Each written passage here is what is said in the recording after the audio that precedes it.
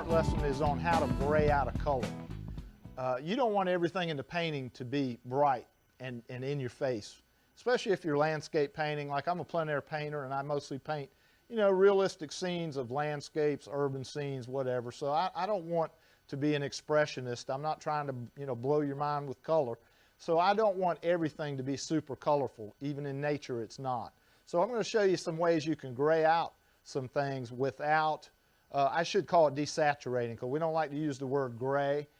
Gray connotes like battleship gray. It's not a very pretty color, so we don't like to use the word gray. So let's say how we desaturate color straight out of the tube. Now there's several ways you can do it. This lesson will be on a few ways that you can gray it out and still keep it colorful. One of the ways is that you can scrape your palette as you're working. Let's say that I've got some green and I'm making this color and I'm making that color, blah, blah, blah.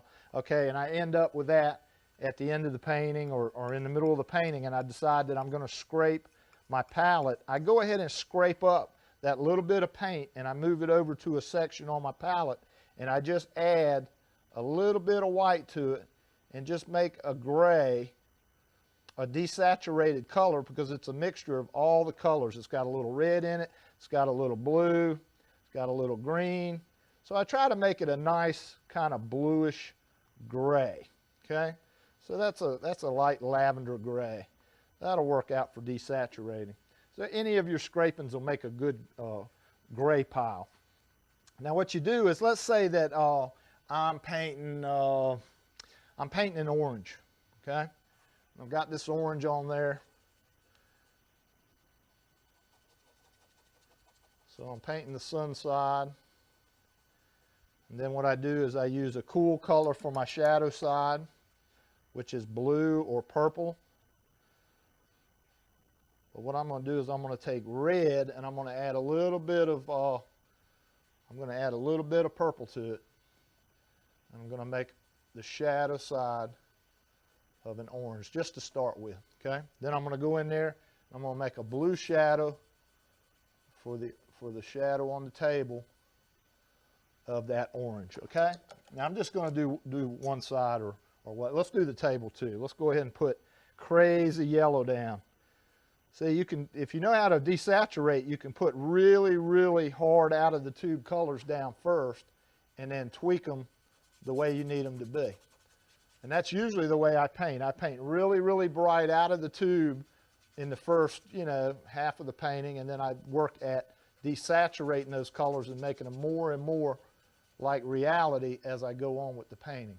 So let's say that that's the tabletop, and that's pretty much yellow right out of the tube. Now, you know, you would never see anything in nature that looked like that, or if you set up a still life, there'd be nothing that intense. Let's go ahead and put, let's say we put green. This would be a great exercise. Let's put green down behind it, okay? Because I want a cool color behind it so it recedes. So I'm putting the color on there. All right, now this is how you desaturate. There's a couple ways you can do it. Let's do it with our gray pile first, or our pile of desaturated color. It's already adulterated, so it'll be great for toning this down. Now, this color that I've got is pretty light, so what I'm going to do is I'm going to darken it down. I'm going to add the opposite, is orange, is gray, and I'm going to make this a little bit darker gray. Now what you can do is you can have a couple different piles of gray. Now that's a desaturated color right there. So what I'm going to do is, let's say I want to tone that green down. I paint in that desaturated color, and look how it's knocked that green down immensely. And it might look like some trees or something behind, and it's just a little bit more like reality. All right, let's knock that orange down just a little bit. Let's take that desaturated orange and let's just add a little bit of that grayed down color, and let's just smear some of that in there really lightly and just kind of knock a little bit of this orange off of it. I knocked off a little too much, didn't I? But right there is about a nice desaturated orange. Now let's knock down the desaturation on the red. We'll take a little bit of that gray that we had there, add a little bit of white to it, and we're going to knock off a little bit of that saturation of that red. Look how it brought it right on down without changing the value too much. And then now it looks a little more like reality. Then all we have to do is add a little more orange to it because it's a little too red. So I put some orange back in there. I'll put a little bit of red right along this line right here. And then I'll put a yellow with a little bit of that gray. See, that gray is wonderful because you can use it for a whole bunch of different things. What I'm going to do is I'm going to try to simulate this tabletop showing up in this orange. So I'm going to take that and mix it in with a little bit of yellow ochre. I'm going to make a line like it's picking up reflected light from right there. Now I'm going to take blue, put that in here, and I'm going to use a little bit of my gray, my dark gray, and just kind of kill some of that blue right out of the tube look.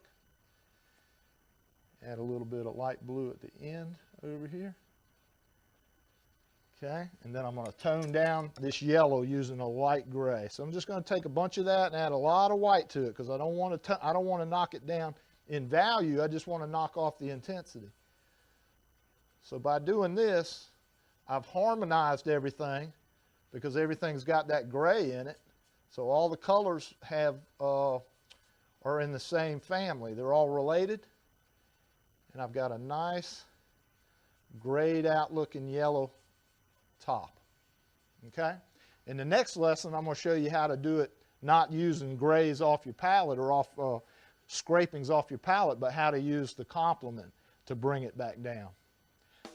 If you'd like to see more about me, you can look me up online at mikerooneystudios.blogspot.com.